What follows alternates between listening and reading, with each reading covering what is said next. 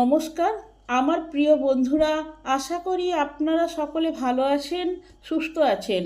বাসন্তী রান্নাঘরে আপনাদের সবাইকে সুস্বাগত।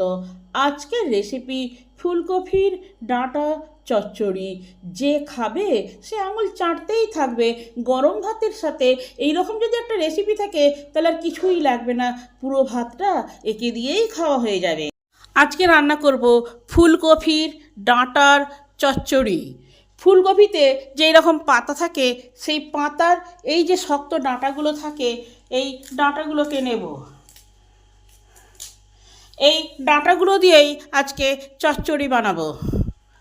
আসুন দেখুন কিভাবে ফুলকপির ডাঁটা দিয়ে চচ্চড়ি হয়। ফুলকপি ডাঁটার চচ্চড়ি রান্না করার জন্য যে উপকরণগুলো লাগবে সেইগুলি হলো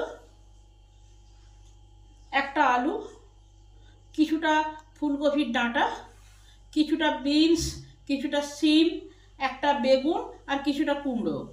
আমার বাড়িতে যে সবজি ছিল সেই সবজি দিয়েই এই চচ্চড়িটা রান্না হবে। আপনার বাড়িতে যে যে সবজি থাকবে সেই সব কিছু দিয়েই এই চচ্চড়িটা করতে পারবেন। আসুন দেখে নিই এই ফুলকপির ডাঁটাগুলো কীভাবে কেটেছি। এবার এই ডাঁটাগুলোকে আমি সাইজ করে কেটে নেব।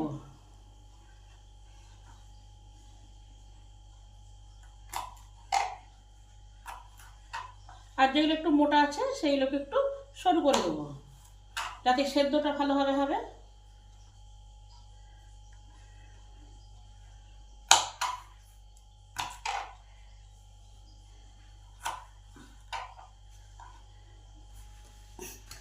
একটা প্রেসার কুকার নিয়েছি, এই কপির ডাঁটাগুলোকে দিয়ে দিলাম। আমি একটা সিটি দিয়ে সেদ্ধ করে নেব। আপনারা কড়াতেও করতে পারেন। কিছুটা জল দিলাম।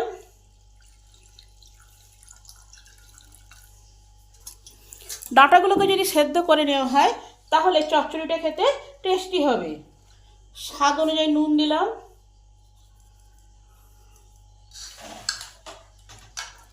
এবার ঢাকাটাকে ভালো করে লাগিয়ে দিই। হাই হিটে একটা সিটি দিলেই আমার ডাঁটাগুলো সেদ্ধ হয়ে যাবে। কড়া গরম হলে কড়াই দিলাম পরিমাণ মতন তেল। তেল গরম হলে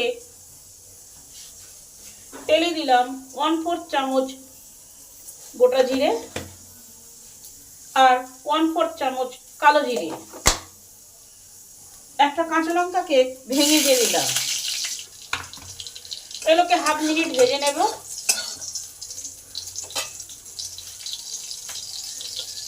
সামান্য পরিমাণ হিং দিলাম।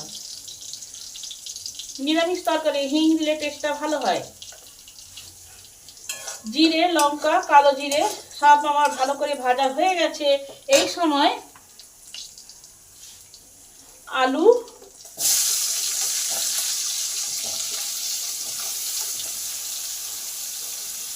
বিনস,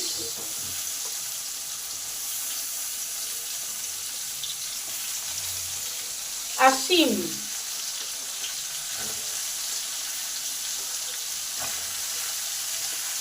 এগুলো দিয়ে দিলাম। কারণ এগুলো সেদ্ধ হতে সময় লাগে বেশি, তাই এইগুলোকে আগে একটু ভেজে দিতে হবে, হাফ সেদ্ধ করে নিতে হবে। দিলাম পরিমাণ মতো নুন, সামান্য পরিমাণ হলুদ। নুন আর হলুদটাকে একটু ভালো করে সমস্ত সবজির সঙ্গে মিশিয়ে নিই। 2 মিনিট নেড়ে নেব যাতে এই সবজির একটা স্মেল আছে, এই স্মেলটা না থাকে। সমস্ত কিছু আবার 2 মিনিট ভালো করে নাড়া হয়ে গেছে।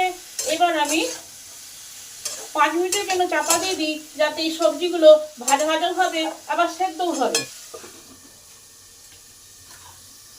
5 মিনিট পর চাপাটা খুলে দেখি কি অবস্থা। আমার সিম, আলু, বিনস হাফ সেদ্ধ হয়েছে, ভাজা ভাজা হয়ে এসছে। এই সময় কুমড়ো আর বেগুনটা দিয়ে দিলাম। তার সঙ্গে কপি ডাঁটাগুলোও দিয়ে দিলাম। একটু জিরে গুঁড়ো, একটু ধনে গুঁড়ো, সামান্য পরিমাণ লঙ্কা গুঁড়ো দিলাম। এবার সমস্ত মশলা এই সবজির সঙ্গে ভালো করে নেড়ে নেব।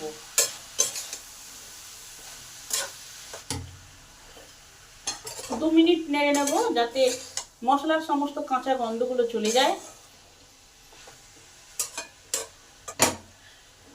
এবার 5 মিনিটের জন্য চাপা দিয়ে দিলাম যাতে সমস্ত সবজি সেদ্ধ হয়। 5 মিনিট পর চাপাটা খুলে দেখি কি অবস্থা।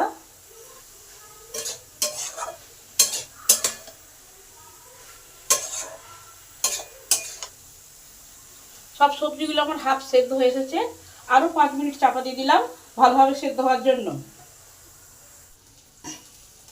5 মিনিট পর চাপাটা খুলে দেখি কি অবস্থা।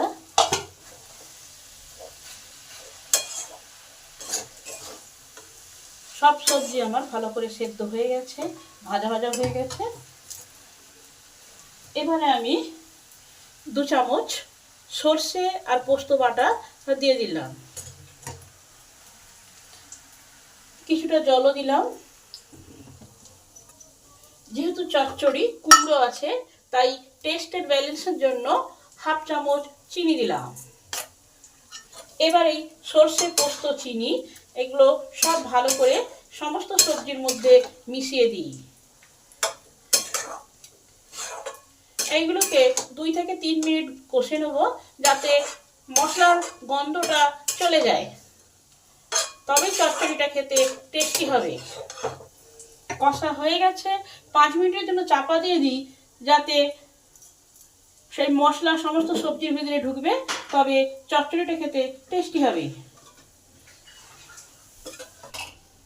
5 মিনিট পর চাপাটা খুলে দেখি কি অবস্থা।